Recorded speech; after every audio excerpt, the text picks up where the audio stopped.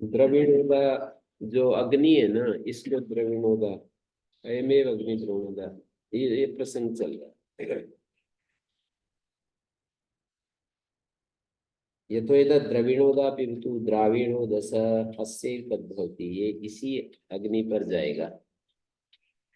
यहाँ पर ये मंत्र दिया है।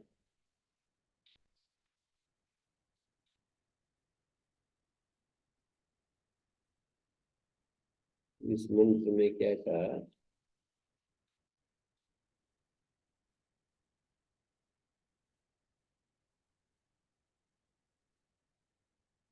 मेद्यन्तु ते वन्नयो वोढारो यास क्या है? यही याति अरिष्यन।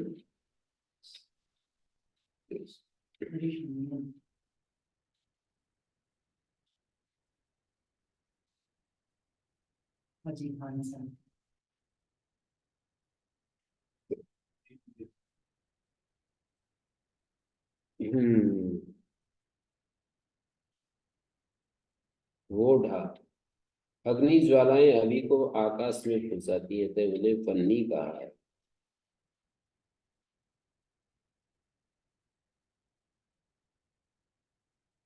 वनस्पते द्रविणोदा संबोधन है।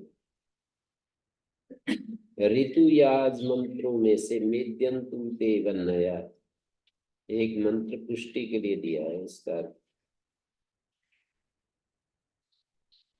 अपाद रुद्राद पुत्रोत्राद अमस्त उत्तमेष्ट्राद लघुसत् प्रयोहितम्।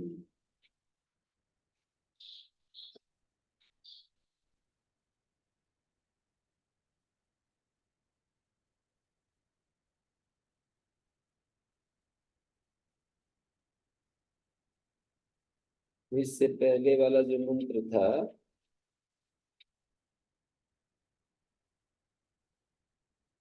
द्रविणोदा पिबतु द्राविणोदसा द्राविणोदसा द्रविणोदा, ऋतुजों के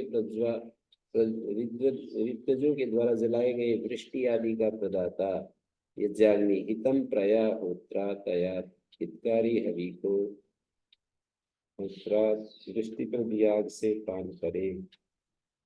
प्रया जो शब्द है ना, प्रयोहितम हितकारी प्रया अन्न, हितकारी हवि को सुगंधी प्रत्या याग से पान करे। नेष्टात अजुषत, हितकारी हवि को वृष्टिपद याग से सेवन करे। तुरीयम अमर्त्यम अमृतम पात्रम विभुतु, अकाल मृत्यु से बचाने वाले तुरीयम अमर्त्यम रोग नाशक औषधि हवि का पान करे। ये यज्ञाग्नि हमें सुख प्रदान करे। अमर्त मदिहर से। यज्ञ के लिए 4 प्रकार की हवियों का विधान है। वृष्टि करने वाली, सुगंधि फैलाने वाली, पुष्टि देने वाली और आरोग्य वृद्धि करने वाली। यथावसर उपयोग में लाकर मनुष्यों को सुख की प्राप्ति करनी चाहिए। वृष्टि करने वाली,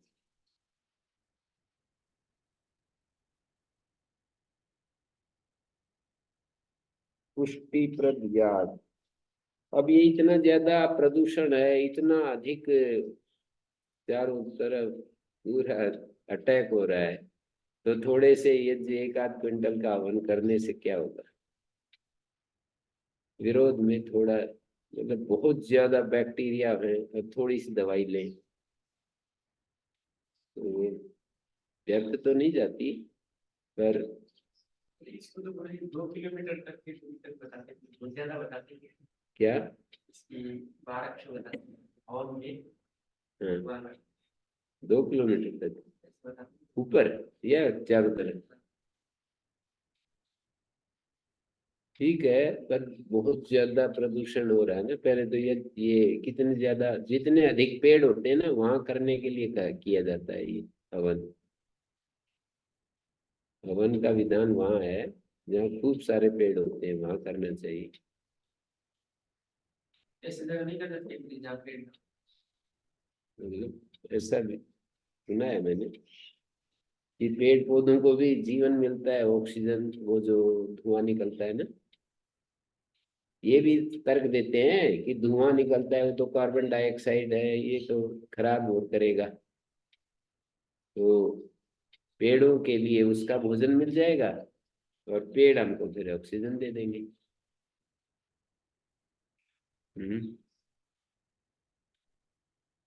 वृक्षों के लिए उनका भोजन आहार मिल जाएगा और पेड़ फिर खुश होकर के हमको। सिस्टम तो पूरा सही है ये, पता चलता है कुछ विचार करने से। गुरु जी। वो तो ऑक्सीजन को उत्पन्न नहीं करता है, कीटाणुओं को मारता इतना ही हवन में उससे। पेड़ तो करते हैं ना ऑक्सीजन उत्पन्न।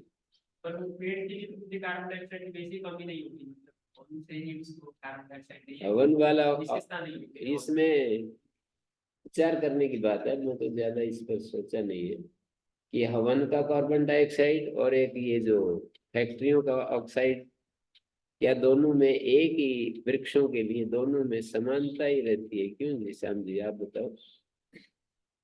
कार्बन डाइऑक्साइड दोनों में एक है तुलसी, लेकिन जो फर्क पड़ता है वो ये कि जो फैक्ट्री से निकलता है उसमें कार्बन डाइऑक्साइड के अलावा 10 और गैसें हैं जो जहरीली, सल्फर के हैं, नाइट्रोजन के हैं, नॉक्स सॉक्स बोलते हैं उसको इसके अंदर, वो जहर है। यहाँ पर अध्ययन करके देखना चाहिए कि CO2 के अलावा और क्या चीजें होती हैं जो भी हम जला रहे हैं उसमें से जो जा रही है। निश्चित रूप से कुछ अच्छी चीजें होनी चाहिए अगर ये जो श्रद्धा की दृष्टि से हम देखें। ये परंपरा में यदि इसको बल दिया है तो चिकित्सा में भी प्रयोग होता है। धूम चिकित्सा का हमारे यहाँ बताते हैं, कई सारे टेक्निक का यूज तो नहीं करते उतना, लेकिन धूम चिकित्सा की बहुत टेक्निक्स हैं, बात तीनों के रोगों को ठीक है। ये सिर्फ CO2 नहीं होता ना, CO2 के साथ और बहुत सारी चीजें होती हैं जो गैसियस फॉर्म में ऊपर जाती है। फैक्ट्रियों से ऊपर ही वो गैस निकलते कुछ उनके कार्बन डाइऑक्साइड ही तो लेता होगा, फिर ऐसा भी लेगा। नहीं, सभी नहीं लेता ना, इसलिए तो प्रदूषण होता है। अगर प्योर कार्बन डाइऑक्साइड निकले तो प्रदूषण ही नहीं होगा, सिर्फ पेड़ लगाना पड़ेगा। ये हवन में प्रदूषण नहीं होता। मतलब प्रैक्टिकल अनुभव भी ये कहता है कि आदमी जीवन ज्यादा महसूस करता है, और वो जो है ना घुटन महसूस होता है। वहाँ हवन होता है, वहाँ घुटन महसूस नहीं होती, वहाँ घुटन होती है।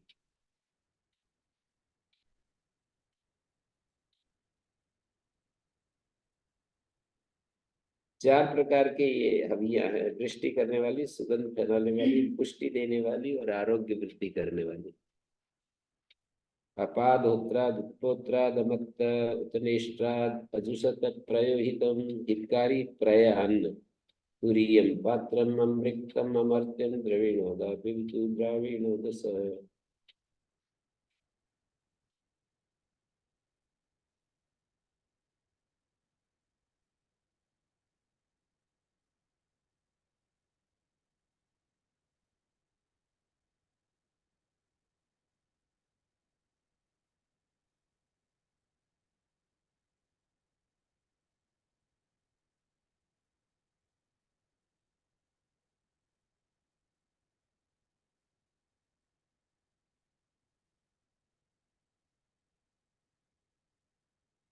अमृत का अर्थ औषध किया है, इसी का नाम अमृत है।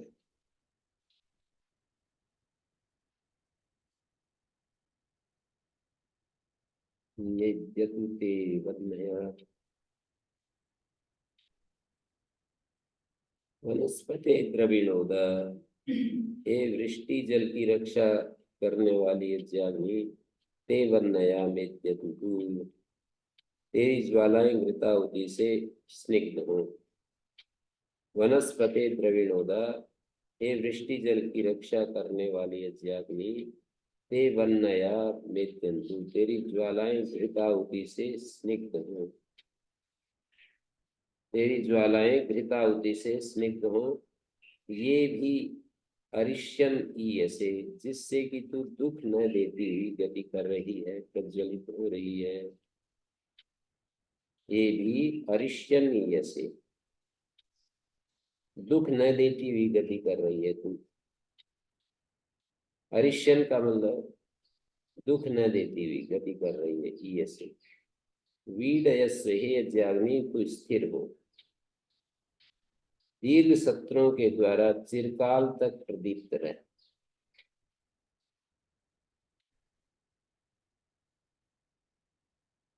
कृष्णो आयुय अभिपूर्य, हे रोग तथा अनावृष्टि आदि का पराभव करने वाली, हवि को फाड़कर और सर्वत्र ऊपर ले जाकर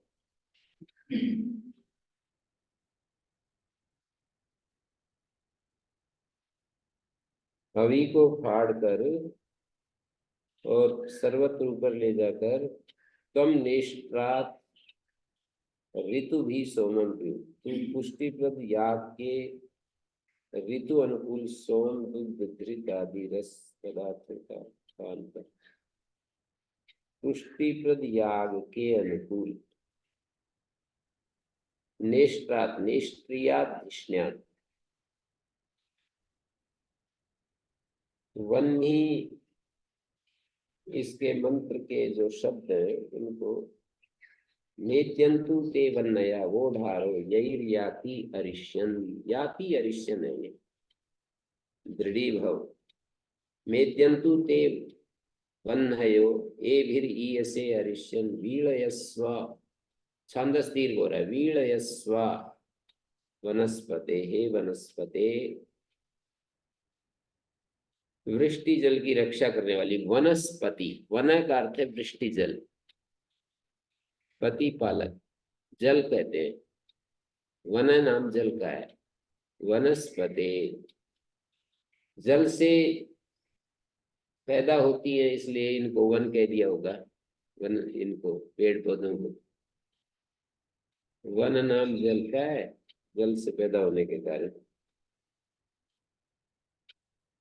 हे वनस्पते ते वन्नया मेत्यंतु, तेरी ज्वालाएं, यज्ञाग्नि द्रविणोदा शब्द से यज्ञाग्नि लिया, द्रविणोदा संबोधन है। हे वनस्पते द्रविणोदा मेद्यंतु ते वन्नया, तुम्हारी ज्वालाएं मेद्यंतु स्निग्ध हो, घृताहुति से स्निग्ध हो। मेद्यंतु ते वन्नयो एभिर ईयसे, जिन ज्वालाओं से, यत सर्वनाम का यही बनना चाहिए, लोक भाषा में तो यही बनता है, पर ये भी बन गया, देवे भी, करणे भी।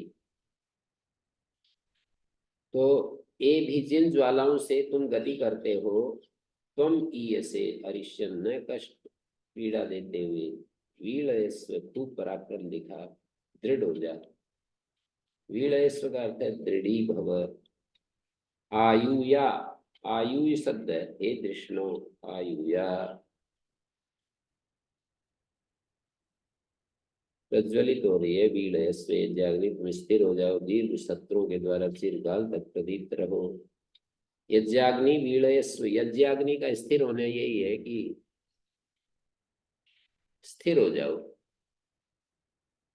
मेरे को ये जब भी अग्नि शब्द आता है, श्री अरविंद का अभिप्सा याद आ जाता है कि वे कहते हैं कि दोहरा दोहरा वैदिक अर्थ है, वेद मंत्रों का दोहरा दोहरा अर्थ है। जहाँ वो यज्ञाग्नि या बाह्य अग्नि, भौतिक अग्नि के लिए कह रहे हैं, वहाँ हमारे भीतर जो अभिप्सा रूपी अग्नि है, उसका भी तरफ संकेत है। तो हे अभिप्सा अग्नि, तुम दृढ़ हो जाओ, चिरकाल तक स्थिर हो जाओ, प्रदीप्त रहो।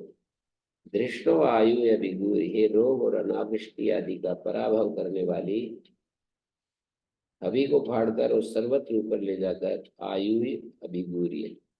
दृष्टों का अर्थ है रोग अनावृष्टि आदि का धृष प्रसह, ये पराभव करने वाली यज्ञाग्नि। रोग और अनावृष्टि आदि का पराभव करने वाली अग्नि आयुय और अभिगूर्य फाड़कर सर्वत्र ऊपर ले जाकर तुम नेष्ट्रात ऋतु भी सोमि, तुम पुष्टि प्रति याग के नेष्ट्रात ऋतु अनुकूल सोम दुग्ध घृत आदि रस पदार्थों का सेवन कर। नेष्ट्रियाधिष्ण्यात् अभिगूर्य तुम नेष्ट्रियाधिष्ण्यात् धिष्ण्यो आयु धिष्णो विगूर्य। आयुया में दीर्घ हो रहा है, छंदस दीर्घ, अभिगूर्या में भी दीर्घ हो रहा है। तम नेष्ट्रा सोम द्रविणाद ऋतु भी नेष्ट्रा यहाँ पर दिया है अभिगूर्य तुम नेष्ट्रिया धिष्ण्या धिष्णो धिष्णो धिषण्यो धिषणो भाव धिष्णो भाव दिशेर दधात्यर्थे धी साधिनी दिवा धी सानिनी दिवा वनस्पते ये नमः ऐसी वनानाम पाता कालयिता वनम वनोते विवृति कालयी। तो यहाँ पर नेष्ट्रियाधिष्ण्या वेदवाणी का ज्ञाता धिष्ण्य होता है। धिष्णा भव धिष्ण्या, धिष्णा से भवर्त में यत प्रत्यय कर दिया। धिष्णा बुद्धि को कहते हैं, तो वाक को भी कहते हैं। धारणार्थक धिस धातु से क्यों प्रत्यय करने धारण की जाए। धिस शब्दे पढ़िए धातु पाठ में, परंतु यहाँ धारण अर्थ वाली धारणार्थक धी साधिनी जो ज्ञान को प्राप्त कराती है उसको धिष्णा कहते हैं। वाह,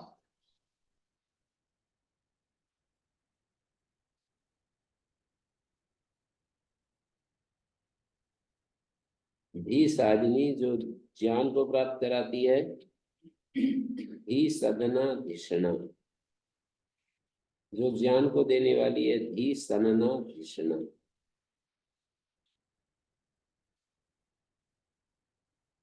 ज्ञान को देने वाली है। धी सनना धिषणा वनस्पति नाम से वेद अग्नि को कहता है, क्योंकि ये शुद्धि के द्वारा वृष्टि जल की रक्षा करती है।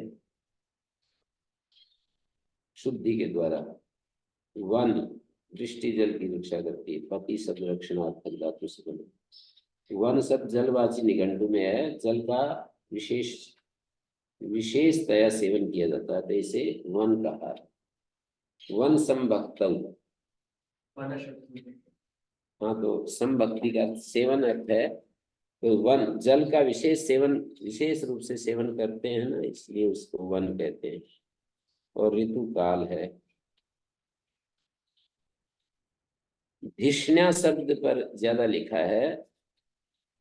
तो हम नेष्ट्रिया धिष्ण्या, नेष्ट्रा धिष्णा नेष्ट्रिया धिष्ण्या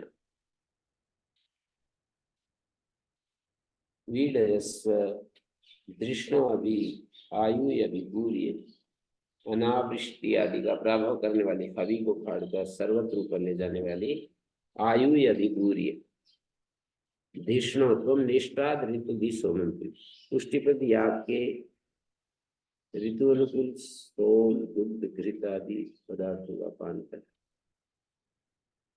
तो नेष्ट्रात नेष्ट्रियात, नेष्ट्रात का अर्थ कर दिया नेष्ट्रियात। धिष्णो कृष्णों का धिष्ण्या, धिष्ण वेद वाणी का ज्ञाता। धिष्णा भव धिष्ण्य, धिष्ण्य धिष्णा से भव अर्थ में यद प्रत्यय धिष्णा वाक। धिष्णा वाक नाम में पड़ा है, वाक के भी नाम है क्या। धिष्ण्य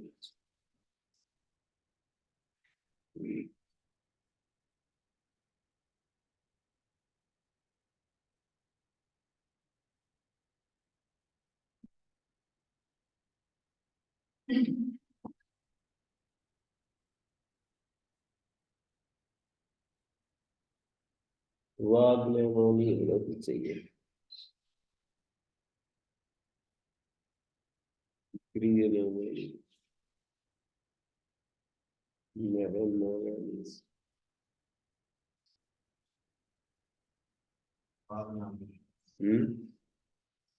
कृष्णा बड़ा है। कौन से अध्याय का है? तीसरे अध्याय का है।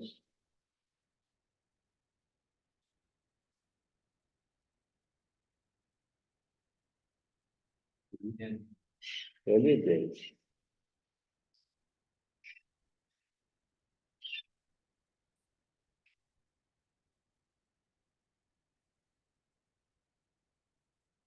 वांगमय में तो बहुत शब्द है, 57 शब्द है।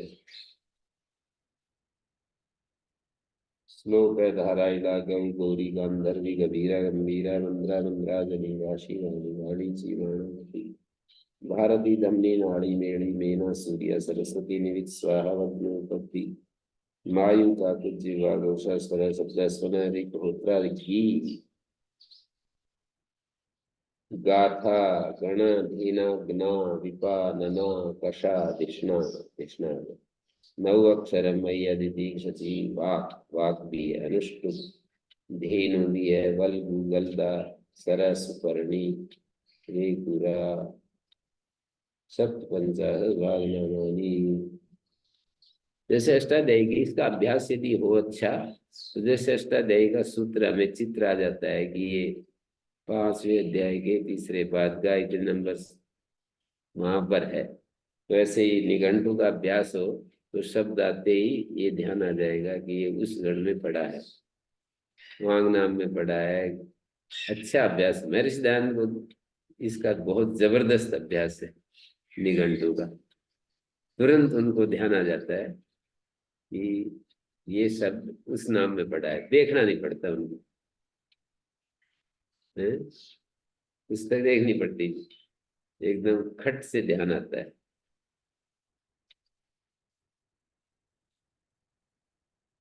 ऐसा लगता है कि प्रकृति ने उनको उसी दिशा में तैयार करके भेजा। प्रकृति माता ने बाल्यकाल से ही ब्राह्मण घर में पैदा हुए, बाल्यकाल से ही वेद याद कर लिया, अंततः उसी दिशा में बढ़ते गए। गुरु जैसा मिल गया, वेद में शुद्ध कराने वाला। प्राचीन आर्ष शास्त्रों में वो हमारे मंत्री जी हैं, वो कहते हैं कि यदि हम पात्र होते हैं तो अनुकूल परिस्थितियां मिल ही जाती है। पात्र होते हैं तो मिलती चली जाती है परिस्थिति।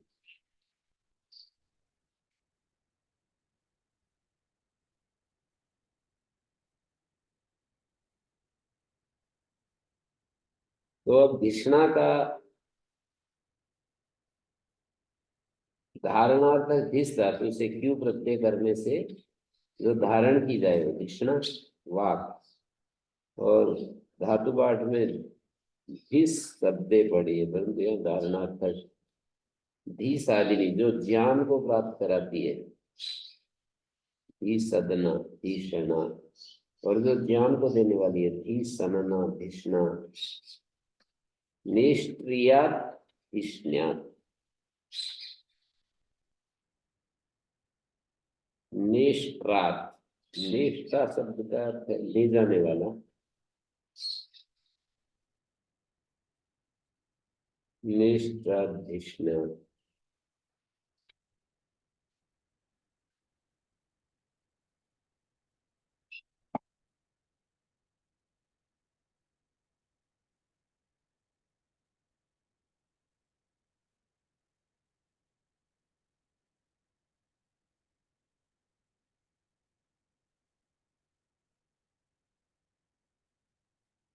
हितकारी हवि को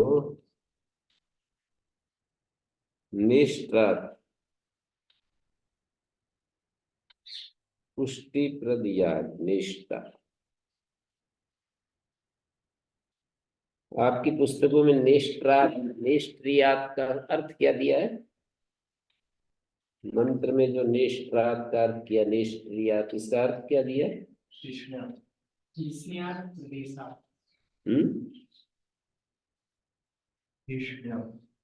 नहीं, वो तो लिखा ही है, कुछ व्याख्या करके नहीं दिया। नेष्ट्रियात,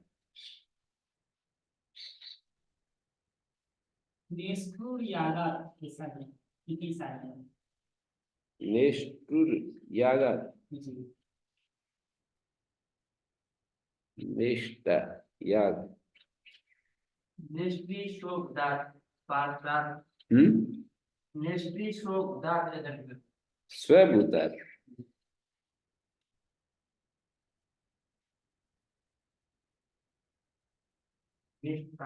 नेस्ट्री शोक दात पात्रात। शोक स्वभूत पात्र से।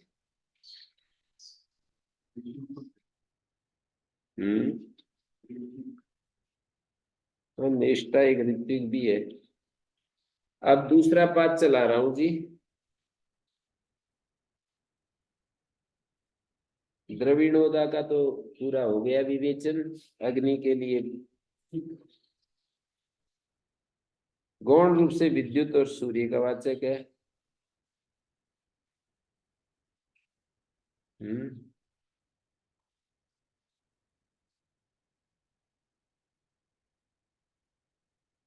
आप्री सूक्त अर्थात अप्रिया, अप्रिया तस्मात्।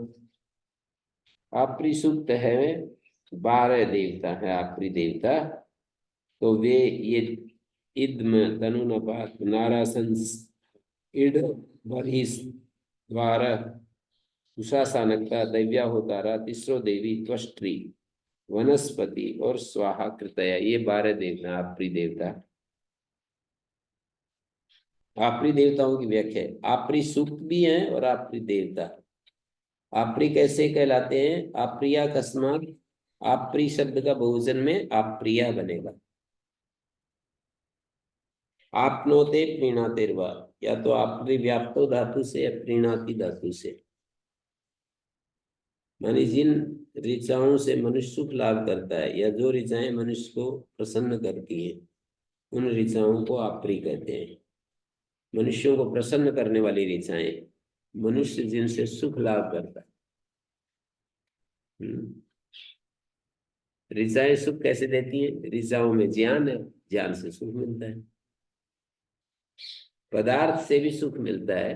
महर्षि दयानंद का एक वाक्य है, पदार्थ से जो सुख मिलता है और ज्ञान से जो सुख मिलता है, 1000वां हिस्सा भी नहीं है पदार्थ से सुख वाला। तो ज्ञान से सुख, ज्ञान से जो सुख मिलता है उसके 1000वां हिस्सा भी नहीं होता जो पदार्थ से सुख मिलता है। पर हम तो पदार्थ से ही सुख, अब इतनी मेहनत करते हैं।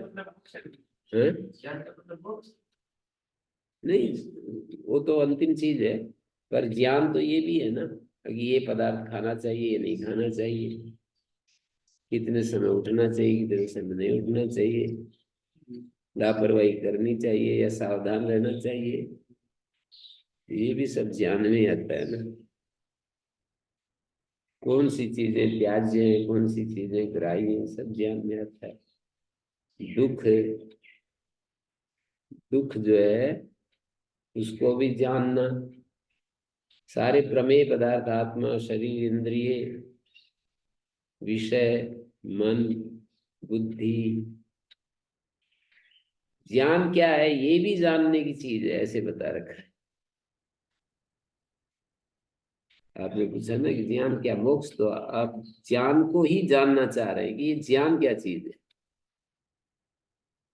और प्रवृत्ति क्या है, दोष क्या है, फल क्या है, दुख क्या है, अपवर्ग क्या है। दुख को भी जानने के लिए कहा है। और दुख मुक्ति क्या है, साधक क्या है, बाधक क्या है। दुख को जानेंगे फिर उसके बाद कुछ मुक्ति बजाएंगे। दुख को जानेंगे तो महसूस करेंगे कि ये दुख तो बड़ा भयानक है, किसी तरह से दुख से पीछा छूटे, कोई उपाय करना चाहिए।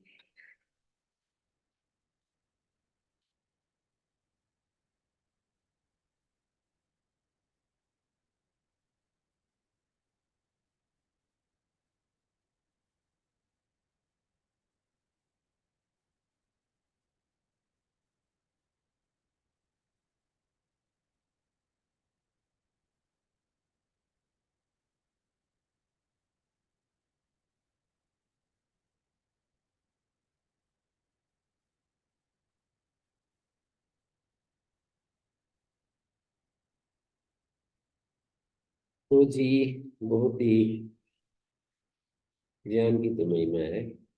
भक्ति से हमें सुख मिलता है, ये भी जानने के द्वारा ही हमें पता चलता है कि भक्ति करो भगवान की, उससे सुख मिलेगा।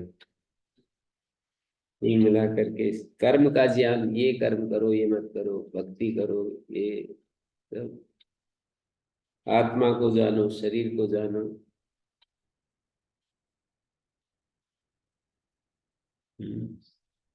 न्याय दर्शन में 12 प्रमेय गिनाए हैं। दूसरे दूसरे दर्शनों में सब पदार्थों की बात, इस सबको जानने के लिए कह रहे हैं। षोडश पदार्थों को जानने की बात कही, दृष्टा दृश्य को जानने की बात कही, है ना। आपरी सूक्तों में समित, समिद्ध और सुसमिद्ध इनका प्रयोग हुआ है, परंतु देवता का नाम नाम रूप में इद्म ही रखा जा सकता है, इसलिए इन ऋचाओं का देवता इद्म माना गया है। ईड, ईडित, ईडेन्य और ईडते के प्रयोग पाए जाने पर भी देव का नाम ईड है। जैसे ईड एक देवता है और वहां शब्द प्रयोग हुए ईड, ईडित, ईडेन्य और ईडते, तो ईड हो गया।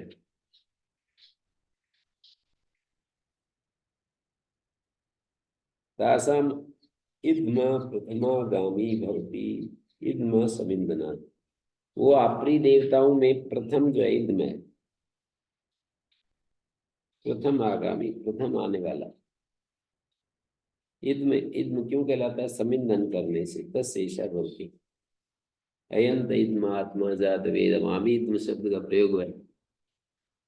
यदि कर्ण साधन है तो इद्म मानी घृत, और कर्म साधन है तो सविदा।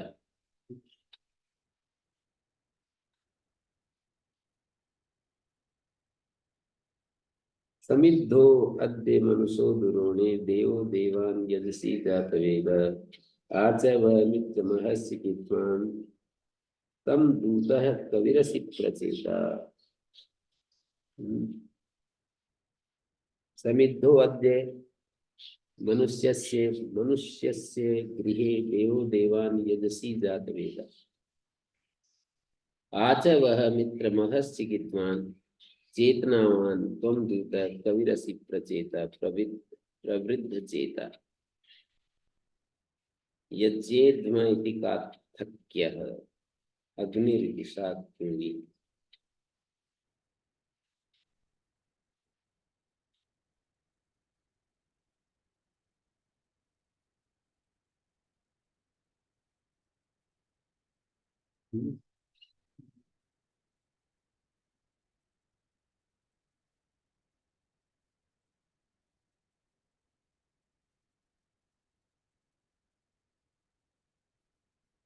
समिद्धो अद्य मनुष्यस्य जातवेद देवै संबोधन पद है। धन दाता सुख प्रदाता अग्नि। अद्य मनुष्य दुरोणे समिद्धा, तू आज मनुष्य दुरोणे, गृहस्थ मनुष्य के घर में प्रदीप किया हुआ समिद्ध।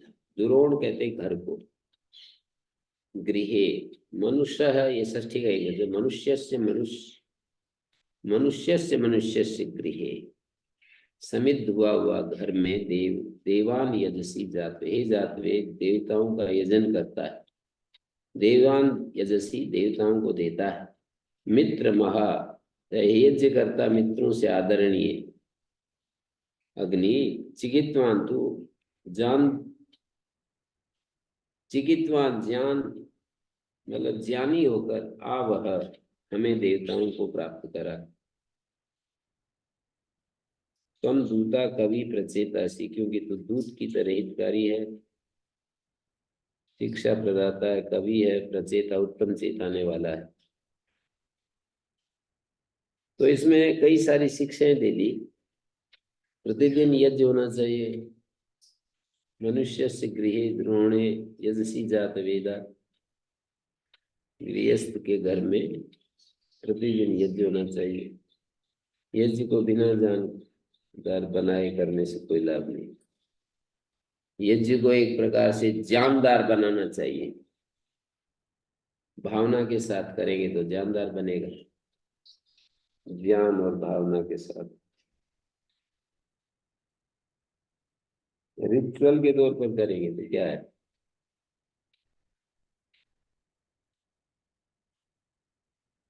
मन और कहीं रहता है और हम मंत्र पाठ करते रहते हैं। तो देवान यजसी, इसको कहा चिकित्वान बनाना चाहिए यज्ञ को। काथक के इत्म का अर्थ यज्ञ का ईंधन, यज्ञ काष्ट करता है, परंतु शाकूनी अग्नि बताता है। इत्म यज्ञ का ईंधन और यज्ञ का अग्नि। यास्काचार्य शाकूनी के पक्ष को ही अंगीकार करते हैं, जैसा कि आपरी प्रकरण के अंत में आग्नेय इति तो स्थिति, आपरी जो प्रकरण है आग्नेय, वो अग्नि देवता को ही बताते हैं इति स्थिति। तो अग्नि पक्ष में रुत मंत्रकार किया गया है।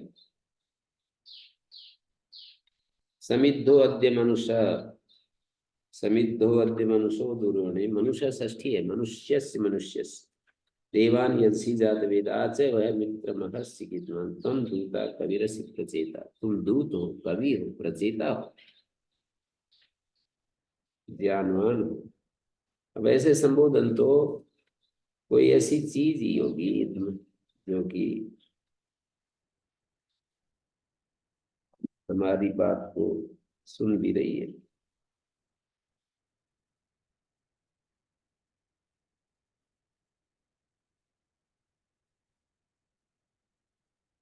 तनूनपात, तनूनपात आज्यम भवति। तनूनपात का अर्थ काथक्य के मत में तो आज्य है। जैसे उन्होंने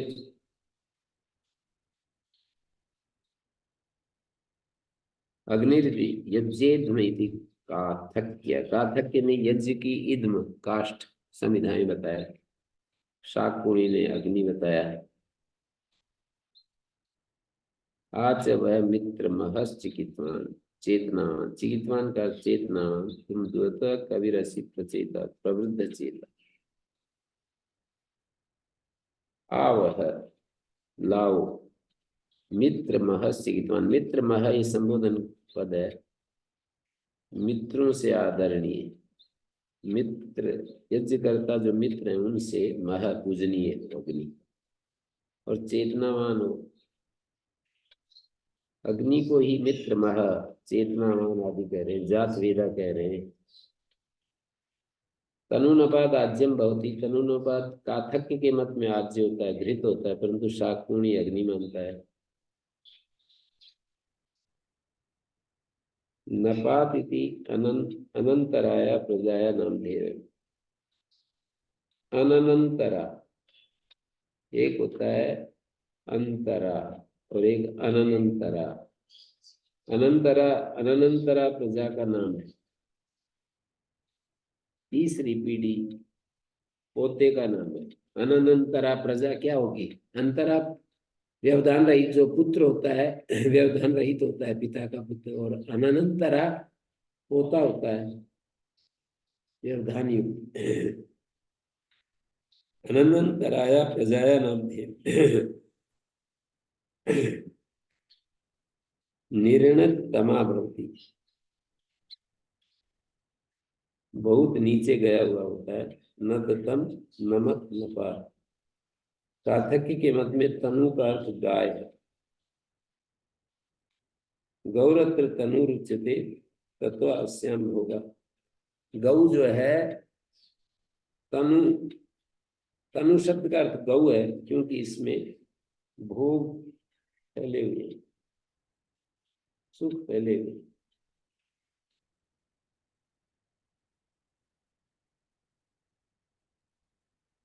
तनु का अर्थ तनु विस्तार, गाय से दूध उत्पन्न होता है, दूध से घी। मैंने कहा था कि मैं तनु का अर्थ गाय हो गया, इसमें दूध, घी, मक्खन, दही आदि अनेक भोग पदार्थ विस्तृत है। और इसको ऐसे समझो, तस्याः पयो जायते, तनु गो हो गई, उससे दूध पैदा हुआ, दूध से घी पैदा हुआ। अग्निरिति शाक्तूणी, और अग्नि शाक्तूणी बताता है। आपोत्र तन्वा उच्यन्ते, अग्नि के पक्ष में तनु का अर्थ आप हो गया, तथा अंतरिक्ष, क्योंकि अंतरिक्ष में फैले होते हैं। ताभ्य औषधि वनस्पतयो जायन्ते, और उन्हीं से औषधि वनस्पतियां पैदा होती हैं, जल से। औषधि वनस्पतिभ्य ऐसा जायते, औषधि वनस्पतियों से ऐसा माने अग्नि उत्पन्न होता है। तस्यैषा भवति तनूनपात् अथरितस्य यानान् मध्वा समंजन स्वदा स्वदया शुचिभ। स्वदया शब्द है, स्वदया मंत्र में।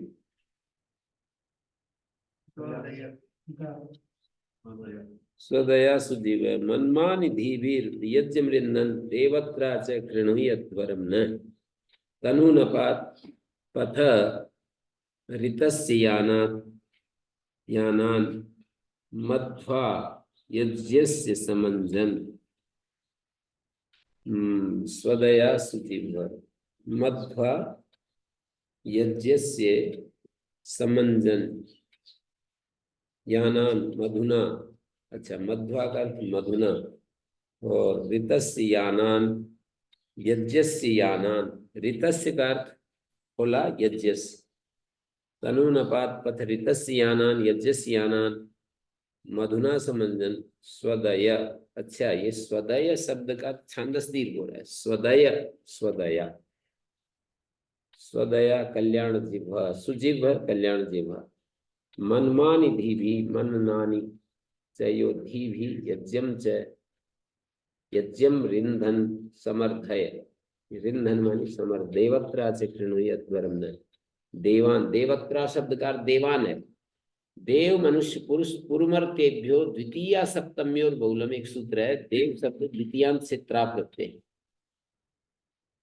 तो देव देवत्रा देवान कृणुयात् वरं न, और हमारे यज्ञम गमय मनमानी मननानी धीभि यज्ञम च समर्दय देवान नो यज्ञम गमय। तो यहाँ पर तनूनपात् पथ ऋतस्य यानान्,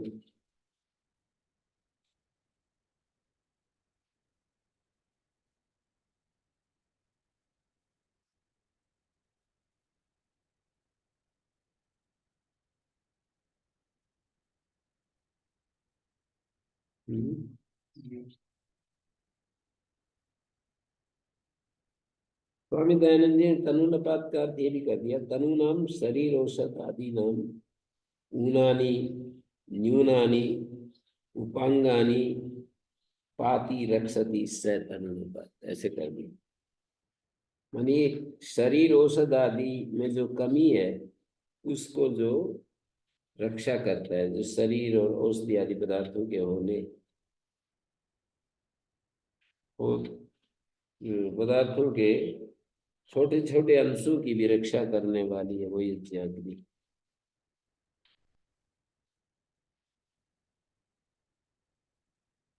जीव तनु, अच्छा तनुनपात पोते को कहते हैं, और गाय तनु का अर्थ होगा तो फिर गाय का पुत्र घी हो जाएगा, गाय से दूध, दूध से घी, तनुनपात घी हो जाएगा। और ऋतस्य यानान पथा, यज्ञ के फल प्रापक मार्ग हवियों को, ऋतस्य यानान पथा। तो देवता से क्या संबंध है जैसे? इस शब्द का देवता से क्या संबंध है?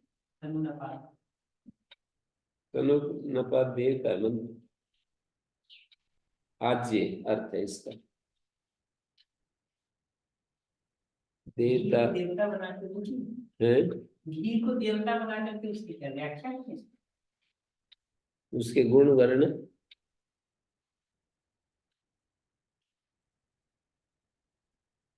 देवता मांगने के लिए भी होते हैं, देवता स्तुति परक भी है, स्तुति भी अंततः प्रार्थना में चली जाएगी, उपासना में चली जाएगी। उसका जैसा गुण कर्म स्वभाव है वैसा ही हम उपयोग लेंगे। तो कहीं कहीं प्रत्यक्ष कृत देव वो है, देवताओं से सीधा संवाद हम प्रार्थना कर रहे हैं कि हमें ये दो वो दो, सविता विश्वानि देव सविता दुरितानि प्रस यद भद्रम तन्नासु। कहीं देवता जो है परोक्ष कृत है, पहले बता दिया, कहीं जो है उत्तम पुरुष में बोलते हैं। प्रत्यक्ष कृत ऋचाएं, परोक्ष कृत ऋचाएं और आध्यात्मिक ऋचाएं। तो देवता का महिमा वर्णन कर रहे हैं हम। अंततः तो वो फिर यूं कहते हैं ना कि जो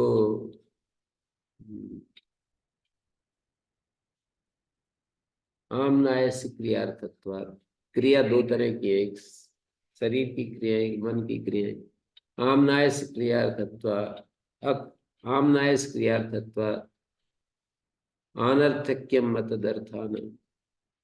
जिनमें क्रिया का संदेश नहीं, वो तो पूर्व पक्ष के रूप में है। आमनायस क्रियार्थत्वाद अनर्थक्यम मतदर्थान अतदर्थानाम अनर्थक्यम प्राप्त। जो क्रिया का उपदेश नहीं देते वेद मंत्र, जो कर्म का उपदेश नहीं देते, वो तो अनर्थक हो जाएंगे। तब फिर वो अगले मंत्र में, अगले सूत्र में भी जैमिनी ने कहा कि नहीं, उसका स्तुति वर्णन भी विधेय के साथ एक हो जाएगा। उसकी स्तुति महिमा गान करते हैं ना, तो उससे वो वहां चला जाएगा। स्तुत्यर्थेन अर्थवादस्य, स्तुत्यर्थ से अर्थवाद हो जाएगा। मैंने स्तुति अर्थ को लेकर के हम किसी की स्तुति करते हैं तो उसका तात्पर्य यही होता है कि हम वैसा करें या वैसा बने। दूसरा जो इस पूर्व पक्ष का उत्तर देने वाला दूसरा मंत्र जो नहीं, वो क्या है, दूसरा सूत्र जो है ना,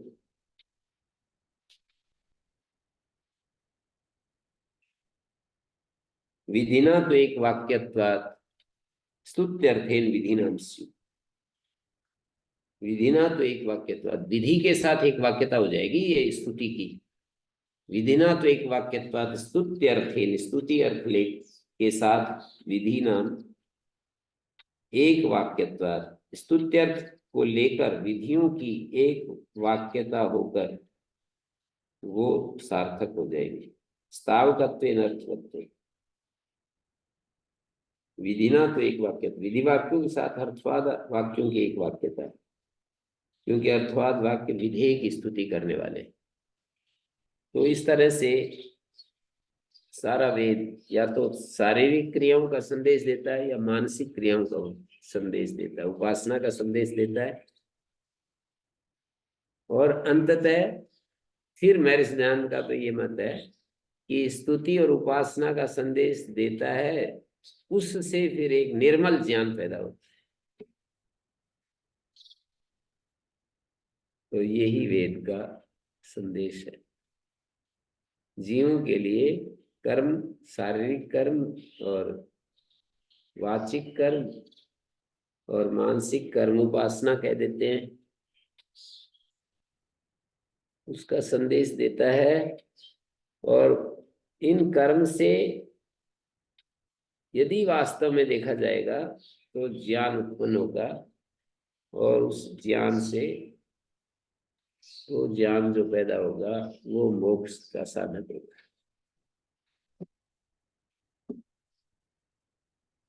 ननु तनु नपात आज्यम भवति, नपादिति अनंतराय प्रजाया नाम धेय निर्णत तमा भवति, निर्णत तमा भवति।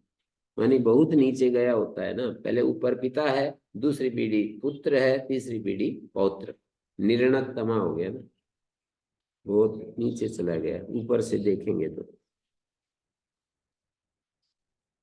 गौरत्र तनुरुच्यते तस्याम भोगा तस्या पयो जायते पैसाज्यम, अग्नेति शाकोनि आपोत्र तन्वा उच्यन्ते तथा अंतरिक्षे ताभ्य औषधि वनस्पतयो जायन्ते तनूनपात अथरितस्य यानात् यज्ञस्य यानान्, यज्ञ के जो यान है, यज्ञ के फल प्रापक मार्गों अर्थात हवियों को, मध्वा समंजन स्वदय, मधुर रस या घृत के साथ मिलाकर आस्वादन कर। मध्वा समंजन स्वदय, मधुर रस या घृत के साथ मिलाकर आस्वादन कर। धीवी मनमानी, फिर अपने कर्मों के द्वारा हमारे मनु, मनमानी मानी मनांसी, फिर अपने कर्मों के द्वारा हमारे जो मन है, उत्यज्यम रिंदन, गृहस्थ यज्ञ को समृद्ध कर, उत्तम बना। न अध्वरम देवत्रा चक्रिणोई, हमारे हिंसा रहित यज्ञ को अन्य देवजनों को पहुंचा, हमारे शुभ यज्ञ को अन्य विद्वानों को भी लाभ पहुंचे। तो ऐसा मध्वा मधुना अर्थ हो गया, रिंधन समर्धय, मनमानी मननानी। ऐसे करते करते एक एक 12 देवताओं का यहाँ पर आपरी देवताओं का विवरण 12वां दैव्या होता रहा है। फिर ये तीसरो देवी आ जाएगा, तीसरो देवी त्वष्टा, ये सब आ जाएंगे। अच्छा, 12 में से आखिरी त्वष्टा है, 12 में जो आखिरी है वो त्वष्टा है। आपरी सूक्तों में त्वष्टा वनस्पति, अच्छा और भी है, वनस्पति और स्वाहा कृपया। इद्म तनुनापात नारासंस, नरासंस इड बर्हिस द्वारः उषासानकता दैव्या होतारा तिष्ठो देवी त्वष्ट्री वनस्पति और स्वाहा कृतया, ये 12 देवता है। स्वाहा कृतया त्वष्टा, त्वष्टा के बाद वनस्पति तीसरे पाद में आएगा और फिर स्वाहा कृतया, स्वाहा कृतया है। और 8वां अध्याय पूरा हो गया। मानी आपरी सूक्तों का ये 8वें अध्याय में वर्णन है, आपरी देवताओं का, सूक्तों का नहीं, देवताओं का, आपरी देवताओं का वर्णन है। ये देवता जिन जिन सूक्तों में, उनको आपरी सूक्त कहते हैं।